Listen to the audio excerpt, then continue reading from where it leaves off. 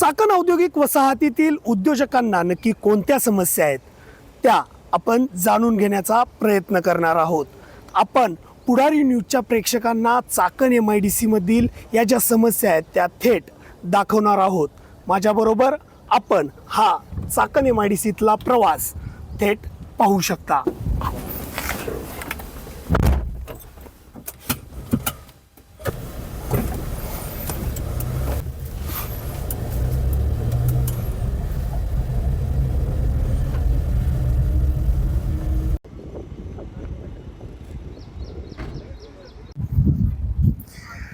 औद्योगिक वसाहतीमध्ये फक्त रस्त्यांचे खड्ड्यांचेच प्रश्न नाही आहेत, तर इतरही प्रश्न आहेत। तसाच काहीसा एक प्रश्न आहे, तो म्हणजे औद्योगिक वसाहतीतील याच बजाज कंपनी समोर हा जो संपूर्ण जो डोंगर दिसतोय, कचऱ्याचा डोंगर दिसतोय, आणि हा कचऱ्याचा डोंगर हा सर्वात मोठी समस्या ही खरं तर या MIDCतील आहे। उद्योजक खरं तर आज उद्योग मंत्र्यांना भेटणार आहात, हे जे प्रश्न आहेत ते मांडणार आहात?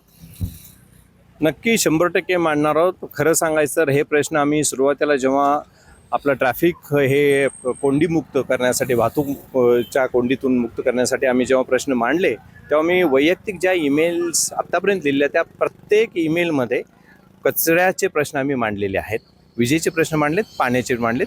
आणि एक सांगतो फक्त करेक्शन, फक्त तुम्ही जे म्हणाला त्या ह्याच्यामध्ये हा एक पैकी एक असा नाही आहे, तर जसा कोंडीचा प्रश्न वाहतुकीचा आहे तितकाच गंभीर प्रश्न आहे, कारण ह्यांनी आपल्या आरोग्याला वेगवेगळ्या प्रकारे जखडलेलं आहे आणि वेगवेगळ्या प्रकारे समस्या निर्माण केलेल्या आहेत। तर प्रत्यक्षात होणारे ह्याचे जे काही परिणाम आहेत, म्हणजे आता इथे उभे राहू शकत नाही, आता बोलतोय म्हणून मला उभं राहावं लागतंय, पण ह्याच्या पलीकडे ह्याच्यामुळे ह्या ठिकाणी रॉडन्ट्स म्हणून आपण, म्हणजे उंदीर वगैरे असे हे सगळे ह्या ठिकाणी येतात प्राणी, त्यांच्या मागे घोणससारखे खरं तर विषारी ज्याला म्हणतो आपण, असे व्हेनॉमस स्नेक्स ज्यांना म्हटलं जातं ते येतात आणि असे कंपन्यांमध्ये घुसत आहेत। माझ्या कंपनीमध्ये असा घुसलेला आहे, लायटेन्स म्हणून एक कॅनेडियन कंपनी आहे, त्यांच्यामध्ये घुसला, त्यांचा व्हिडिओ आता मला थोड्या वेळात येईल। जी आहे ही समस्या ही अत्यंत गंभीर आणि जटिल अशी आहे। ह्याच्याकडे शासनाने आणि परत जिल्हाधिकाऱ्यांनी जी आता समिती नेमलेली आहे त्यांनी अत्यंत गंभीरपणे सगळ्याच विभागांना ह्याबद्दल ह्याचं गांभीर्य समजावून देऊन त्यांनी साईटवर येऊन बघून त्यानंतर खरं तर ह्याच्यावर त्वरित खरं तर ॲक्शन मोडमध्ये यायला हवं। या कचऱ्याला जबाबदार कोण आहे नक्की? खरं सांगायचं तर सगळेच जबाबदार आहेत, पण मी प्रामाणिकपणे सांगतो तुम्हाला, ह्याला प्रमुख जर का कोणी असेल तर जेव्हा आपण ह्या गोष्टींना आपण हे देतो, जेव्हा आपण ह्याला परवानगी देतो, तेव्हा परवानगी देतानाच वेट वेस्ट किंवा ड्राय वेस्ट किंवा प्लास्टिक वेस्ट ह्या सगळ्याचे मेकॅनिझम खरं तर उद्योग मंत्रालयाने आणि बाकीच्या विभागाने, मी PMRDA परवानगी देते, MIDC परवानगी देते आपल्या उद्योगधंद्यांना, तर त्यांनी केली पाहिजे। त्याच्या पलीकडे इथे जे काही इतकी सारी गावं आहेत तर त्या गावांमध्ये पण वेस्ट सगळं कलेक्शन करणं, जसं शहरांमध्ये होतं, निदान एका लिमिटपर्यंत सगळं नीटचं होतं असं माझं म्हणणं नाही, पण काहीतरी एक मेकॅनिझम जागेवर आहे। इथे मेकॅनिझम मला तरी दुर्दैवाने जागेवर दिसत नाही, त्यामुळे इथं राहणारे लोक किंवा बाहेरून आलेले कर्मचारी आपल्या घरातला कचरा घेऊन येतात आणि ते टाकतात, असंही आमच्या निदर्शनास आलेलं आहे। नक्कीच या ठिकाणी जर आपण पाहिलं तर असा कचऱ्याचे ढीग हे MIDC मध्ये अनेक ठिकाणी आपल्याला पाहायला मिळतील। मात्र सर्वात महत्त्वाचं म्हणजे इतर देशातून जे लोक खरं तर या पंचतारांकित MIDC मध्ये ज्या वेळेस येत असतात त्यावेळेस त्यांच्या समोर या MIDCची आणि आपल्या देशाची कुठेतरी तुतूच होती की काय, असाही प्रश्न या निमित्ताने उपस्थित होतोय। आपण पुढलेही जे MIDCतले प्रश्न आहेत तेही पाहणार आहोत, तर चला पुढे। औद्योगिक वसाहतीमध्ये रस्त्यांबरोबर कचरा आणि इतरही अनेक समस्या आहेत, मात्र सर्वात मोठी समस्या आहे ती म्हणजे विजेची। कारण वीज ही जेवढा वेळ हवी तेवढी खरं तर उत्पादकांना मिळत नाहीये, असा आरोप उत्पादकांकडनं केला जातोय।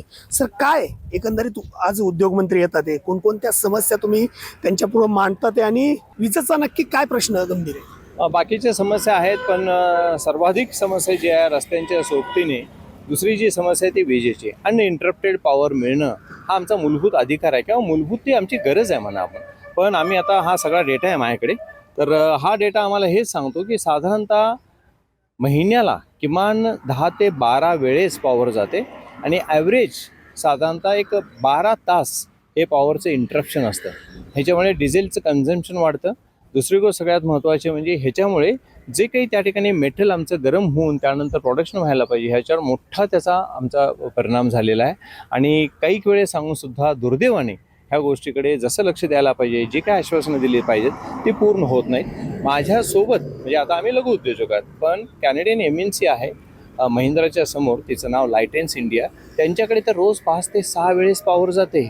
आणि त्यांना आश्वासन दिलं गेलं होतं MSEDCL कडून जुलै 2025मध्ये जेव्हा हा ज्वलंत प्रश्न मांडला होता त्यांच्या डायरेक्टरने, की तुम्हाला दिवाळी 25पर्यंत तुमचे हे प्रश्न सोडून दिले जातील, साणीचे फेडरवरून तुम्हाला पॉवर दिली जाईल. पण आज ऑगस्ट 2026मध्ये परिस्थिती जैसे थे आहे. त्यामुळे त्यांच्याकडे सुद्धा प्रचंड निराशा आहे.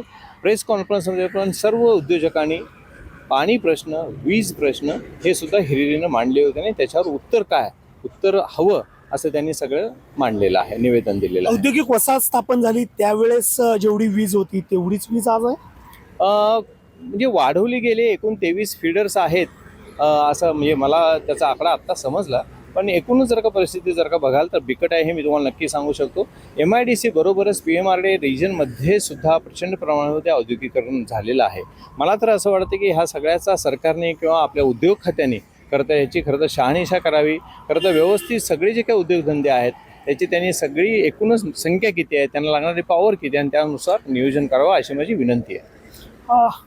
उद्योजकांना सर्वात महत्त्वाच्या ज्या गोष्टी लागतात त्यातील ही एक सर्वात मोठी समस्या आहे आणि ती समस्या ही खरं तर उद्योगमंत्री सोडवतात का ते पाहणं महत्त्वाचं ठरणार आहे. कारण उद्योगमंत्र्यांनी आज बैठकीसाठी या संपूर्ण उद्योजकांना बोलवलंय, कृती समितीला बोलवलंय. त्यामध्ये या ज्या समस्या आहेत त्यावरती ते मार्ग काढणार का हे पाहणं महत्त्वाचं ठरणार आहे. चला आता आपण पुढली समस्या पाहूया. चाकण औद्योगिक वसाहतीतील सर्वात नामांकित असणाऱ्या मर्सेडीज बेन्झ या कंपनी समोर आहे आणि या कंपनीच्या पुढे जर आपण पाहिलं तर या रस्त्यालगत जर आपण पाहिलं तर इनलिगल पार्किंग ही मोठ्या प्रमाणामध्ये पाहायला मिळते. मोठ्या संख्येने या ठिकाणी या गाड्या पार्क केलेल्या दिसून येतात आणि अनेक समस्यांनी खरं तर या संपूर्ण MIDCला घेरल्याचं पाहायला मिळतं. आपण इतरही समस्या पाहिल्यात, ही एक महत्त्वाची समस्या दिसून येते. हो, एक म्हणजे जो काही ह्या इलिगल पार्किंगची एक गंभीर समस्या आहे. बाकीचे जे काही आपण मांडलेले आहेत, ट्रॅफिकचं ची कोंडी आहे, विजेचे आहेत, तर त्याच्यावर ही एक अत्यंत गंभीर समस्या आहे. त्यामुळे ट्रक टर्मिनल त्या भागामध्ये ज्या ठिकाणी मल्टी ॲक्सेल व्हेकल्सचं काम असतं त्या भागामध्ये त्या फेजेसमध्ये अशा पद्धतीने MIDCने व्यवस्था करणं अत्यंत गरजेचं आणि हे तातडीनं युद्ध पातळीवर करायला हवं. तर जाऊन आम्हाला कुठेतरी रिलीफ मिळेल. आमची मुवमेंट जी काय आहे, आमचा जो काही वेळ जातो तर त्यामध्ये एक प्रमुख कारण असेल आमचा वेळ वाचेल. सगळ्यात महत्त्वाचं म्हणजे जीव वाचतील. प्रचंड प्रमाणामध्ये ड्रायवे कमी होतो आणि त्याच्यामुळे प्राणघातक असे अपघात आपण झालेले पाहतो आहोत चाकणमध्ये. हे सर्व समस्या आज मांडणार. हो, सगळ्या समस्या मांडणार आणि ह्या सगळ्या समस्यांकडून मला खात्री वाटते की उद्योग मंत्रालय, उद्योग मंत्री सामंत साहेब याला योग्य तो प्रतिसाद देतील ह्याची मला खात्री वाटते. नक्कीच एकंदरीत जर आपण पाहिलं तर चाकण MIDC मधील ज्या समस्या आहेत त्या थेट आपण जाणून घेण्याचा प्रयत्न केला. रस्त्यांवरती अशी जी इनलिगल गाड्या पार्क होतात त्यामुळे वाहतूक कोंडी ही नित्याचाच विषय बनलाय आणि त्यामुळे आता उद्योग मंत्री या संपूर्ण समस्यांवरती मार्ग काढणार का आणि कशा पद्धतीने हा संपूर्ण जो मार्ग आहे तो निघतोय हे पाहणं महत्त्वाचं ठरणार आहे. तुषार जरेकर, पुढारी न्यूज, चाकण, पुणे.